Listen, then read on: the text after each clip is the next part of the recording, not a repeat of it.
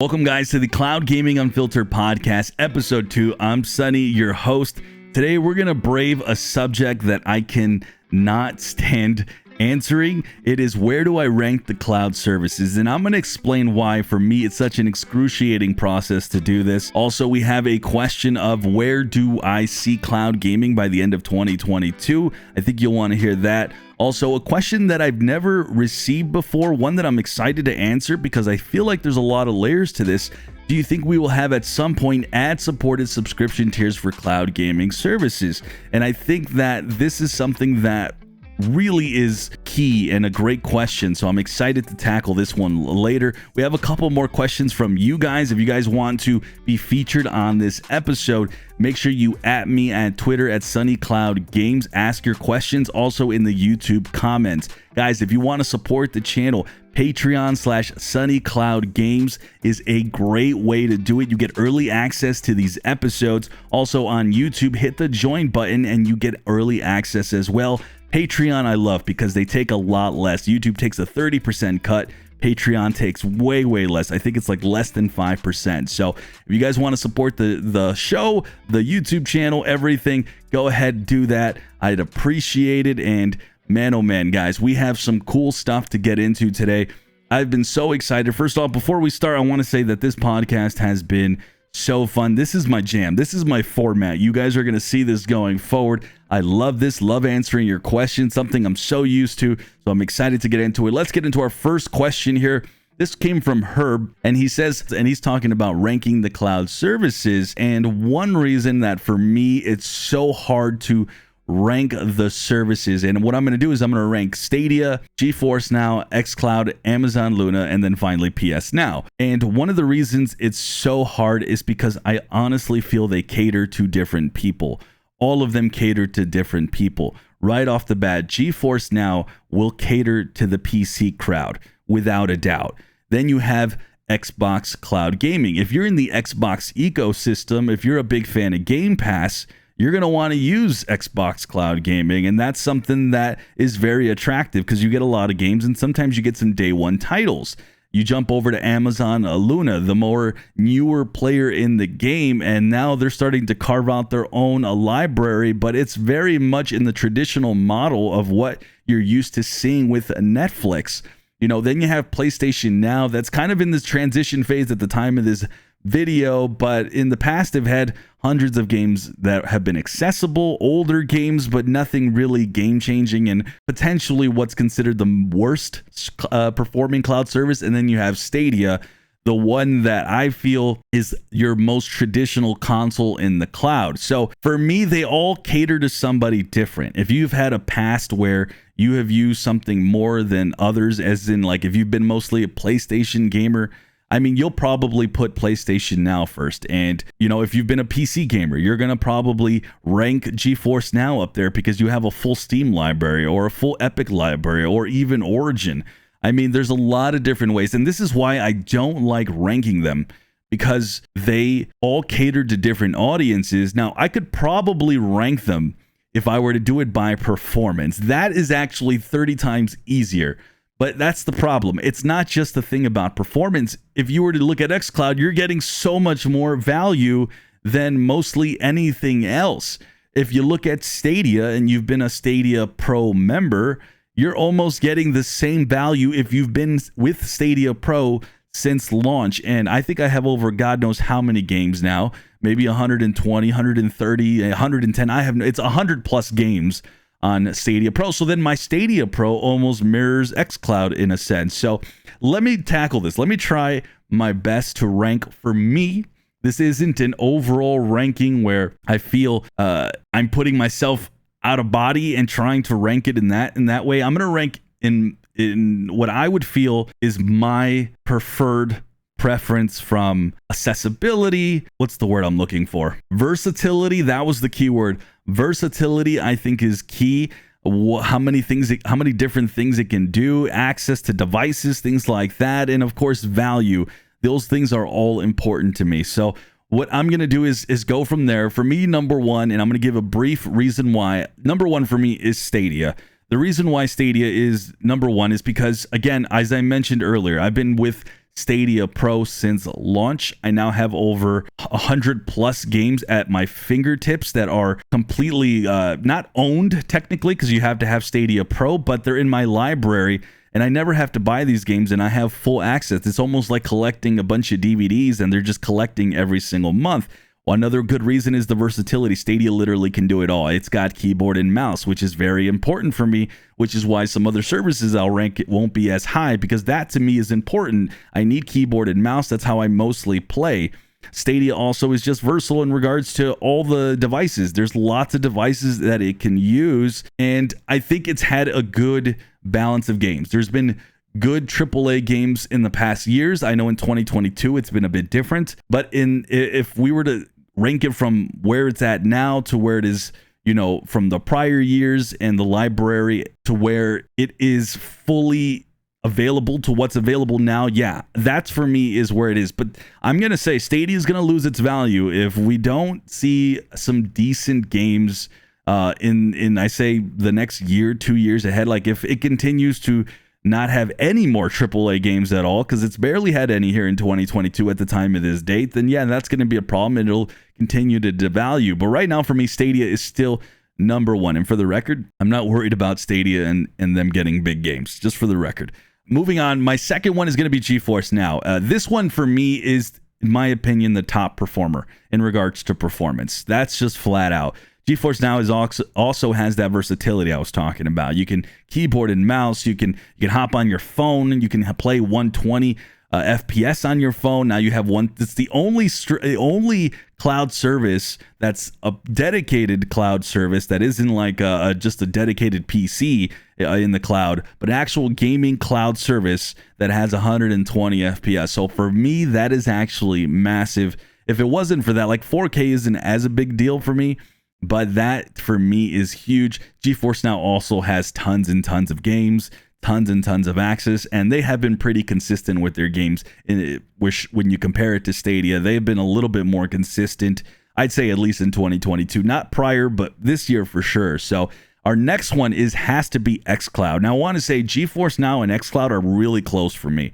Now I don't have an xCloud account, and it's been a while since I've actually have used xCloud, because it's just a matter of convenience in regards to what games are coming, because it's definitely not the best performer. It's nowhere near Stadia. It's nowhere near GeForce Now, especially GeForce Now and even Luna. I'd definitely rank xCloud below Luna, but obviously Game Pass with the hundreds of games, the fact that you can get day one games, I think the value of what Game Pass brings, I do find myself wanting to subscribe in and out of it when there's certain games that I want to play. And to the defense of Xbox, they have actually increased the performance of it quite a bit. If this was about a year ago, this time, it would be ranked dead last, even behind PlayStation Now, despite the value, because of how bad it used to perform. But it does not perform that bad anymore since they've upgraded those blades. The next one on my list is going to be Amazon Luna, and I have to say this one's a little bit of a dark horse. The reason I rank this one maybe at the bottom tier is because it doesn't have the value that Game Pass has. It has the different channels that you have to subscribe to get access to certain games. But I want to say it's one of those where, even though I'm putting it in fourth place, it's like it's right behind everything, just tiptoeing right behind the other services. It's not too far. I think the performance for Luna is actually pretty darn decent, very good. It's also pretty versatile. I can use keyboard and mouse. Again, that's one of the things that matters to me. I can do plenty of things. And again, it kind of falls into that trap with Game Pass where you're almost subscribing in and out because you're looking for certain games that are going to be on the service, but then you compare it to xCloud, and xCloud just has way more games than Luna, right? So for me, it's fourth. And then PlayStation Now has to be the fifth, mostly because of the irrelevance in terms of what games they put on there. They have been putting some better games the last 6 months, but it's just not quite where everyone else is. You can tell they don't exactly dedicate their chips to PlayStation Now yet. I think that will change. It is changing. I mean, there's like a million things that I've never talked about on the channel, but I've been paying attention to in the back end that PlayStation is working on their stuff, but they're very behind Xbox, and that's going to matter in the future of gaming. But that's not what this podcast is about. We're not talking about all of gaming. We're talking about cloud gaming specifically. So that is where I put them. Stadia for me is number 1, GeForce Now number 2, xCloud number 3, Amazon Luna number 4, and PS Now number 5. Great question. Thank you for that, Herb, and that was tough. Our next question comes from Rodzilla, who says, I'm a person who loves the tech behind cloud and has seen the evolution of gaming from the Atari days. With that said, the gaming universe is changing really fast. Where do you see it at the end of 2022? I've actually answered this question quite a few times, and the truth is cloud gaming will not have moved hardly any needle by the end of 2022. Just put it really simply, it's going to take a couple more years. I think that report from Newzoo that I talked about on the channel, I think I talked about it a couple of weeks ago, kind of really outlined the fact that I think cloud gaming is maybe at a 1% of all gaming consumption right now, period. And it'll maybe triple in 2 years, 3 years. I have to go back and look at it. But the fact is that will mean cloud gaming at best is 4, 5, 6%. And that is just in a couple years ahead. So the end of 2022, you're really not going to see anything but more advancements within certain services, just improving their tech on their own. And one aspect you'll definitely see, especially at the time of this video, is Xbox's starting to open up their, more versatility with an actual cloud stick that you can plug in the TV. They're going to have TV apps, and you're going to continue to see services improve within themselves. I mean, GeForce Now just released 4K on PC. I don't think you'll see Stadia do anything performance-wise necessarily this year. And then you jump to Amazon Luna, and then I don't really see Amazon Luna doing anything other than expansion, just like Stadia. I actually think that's where those two will go forward. So I think those two will expand. And then I think PlayStation Now will start to unveil its plans as they're way behind all the other services right now. So that's kind of where I see the end of 2022, just minimal improvements across the board for all the services. I think major improvements will more than likely happen in 2024. I am jumping all the way a couple years, where you'll start to see just, again, internet get better, the tech themselves get better. You'll start to see xCloud have 4K. I'm sure you'll probably see Stadia, hopefully 120 FPS itself. And who knows, maybe Stadia jumps to having 8K support like they once said once upon a time, many moons ago. So yeah, that's where I see cloud gaming at the end of 2022. All right, so this has to be one of my favorite questions I think I've ever received, just because it's so original. By the way, I do not mind answering questions repeatedly. I get repeated questions all the time on my live stream, so I never mind.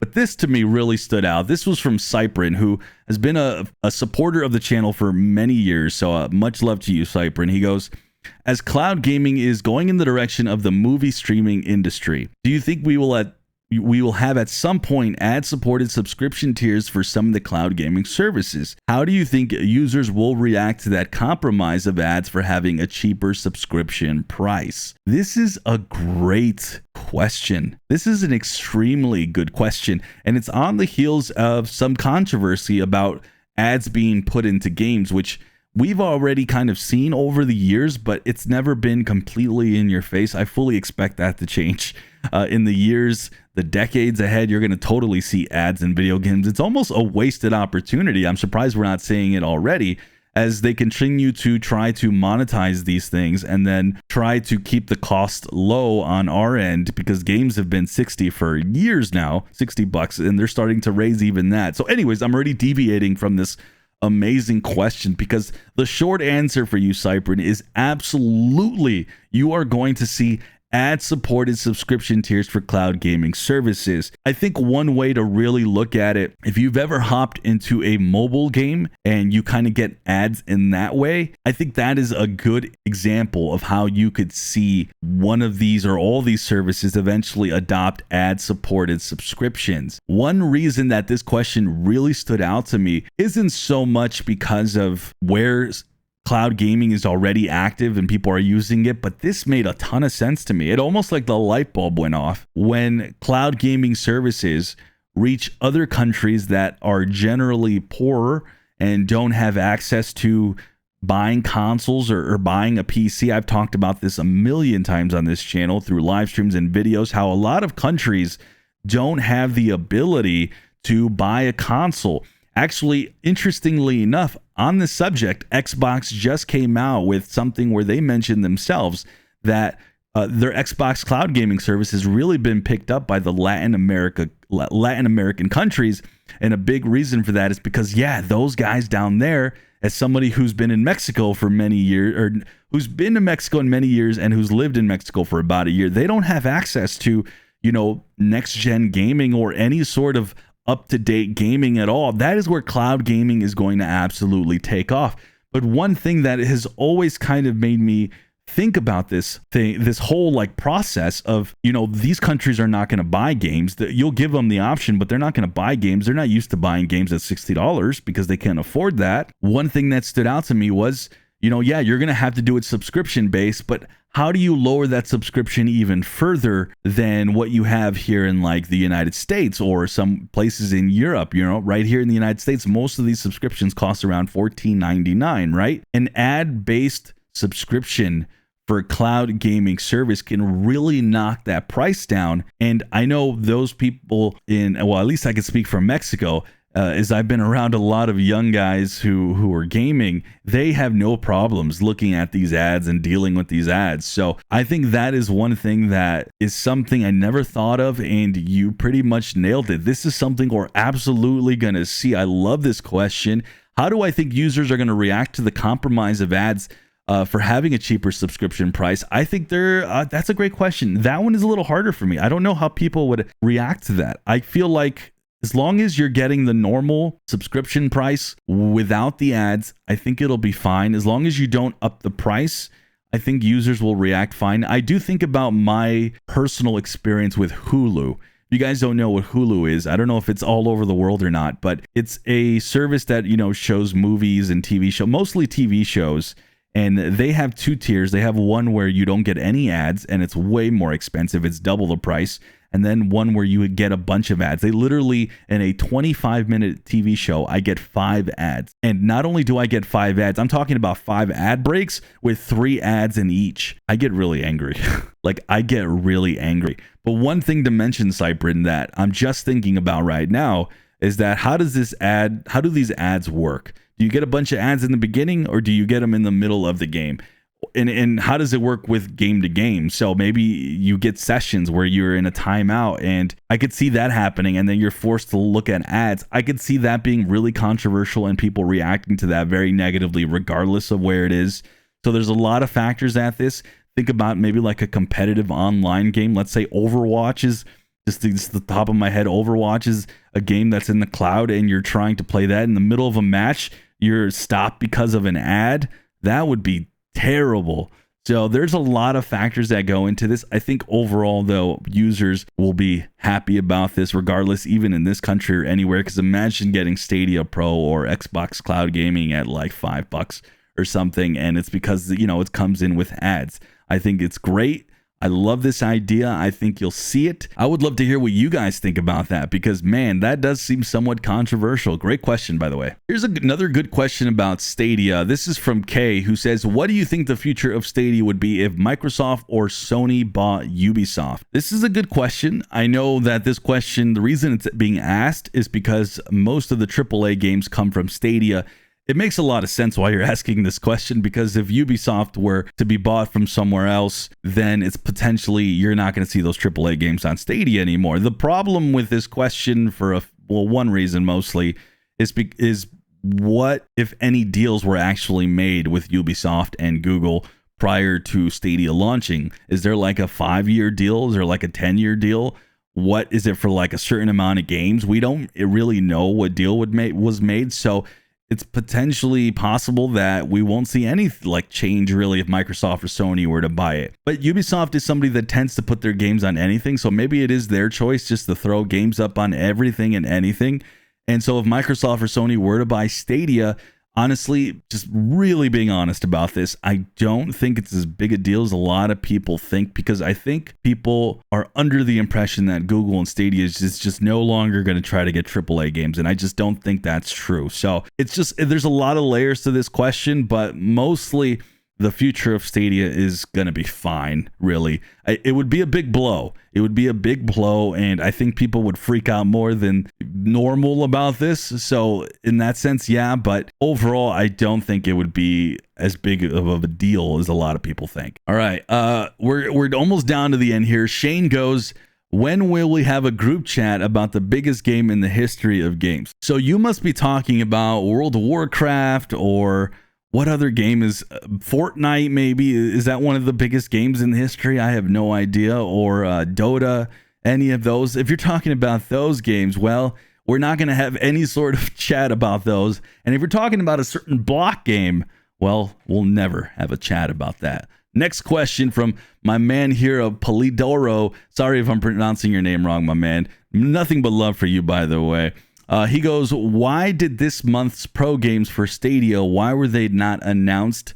And do you think they're holding a bigger announcement for May 1st? And he's talking about Stadia. So this question might have been asked some time ago because we're way past May 1st. And we're going to take this into a broader question about what's going on with Stadia and Stadia Pro. I just want to mention that I think it was a little strange for sure that this past month the games weren't announced.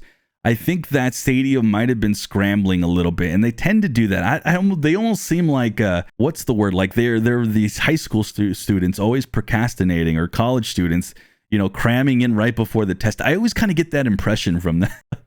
Like, I really get that impression from them. Like, they're always cramming right before the test. So I wouldn't be shocked that they just didn't have all their ducks in a row and they just weren't 100% sure. And maybe that's why we didn't get an announcement.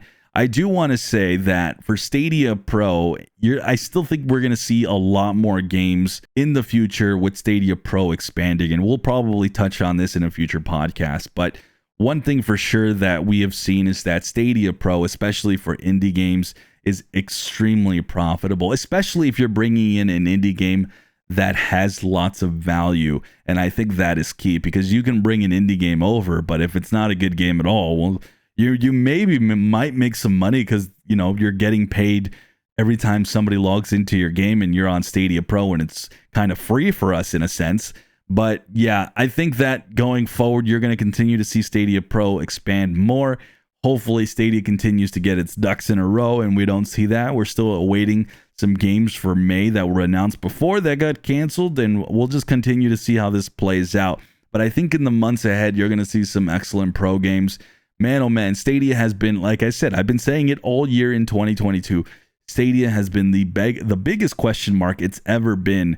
And I am always sitting here wondering what their next move is. And sometimes I think it's because they technically don't know what their next moves are for certain things, but for other certain things, I do think they do. So there's just so many factors. We have a lot of Stadia topics to get to in this podcast, and there's a big one that I think there seems to be a lot of people frustrated with Stadia these days, and I have so many thoughts on what I think's going on with Stadia, why I think you shouldn't be frustrated with Stadia. There's so much, but those are for a future podcast we'll save for later. As always, guys, make sure you ask a question to Sunny Cloud Games at Twitter, or do it in the comments on YouTube. I will feature on my Discord as well. Join our Discord. We also have a dedicated channel to ask questions for the next podcast. Your questions will be featured on these podcasts going forward. Really love this format. This is my jam. This is what I love doing. I wish I would have figured this format out before, because I never knew how to tackle these podcasts, but this is exactly my jam, my thing. I love it. Also, guys, make sure you support the channel if you can. If you just got an extra buck just laying around, hop on Patreon. You can support there for $1. Also, YouTube memberships. Hit the join button, support the channel as well there. You get early access ad-free to these podcasts. All right, guys, thank you. This was an awesome, fun episode 2. As always, I'm Sunny, and I'll catch you in the next podcast. Take care.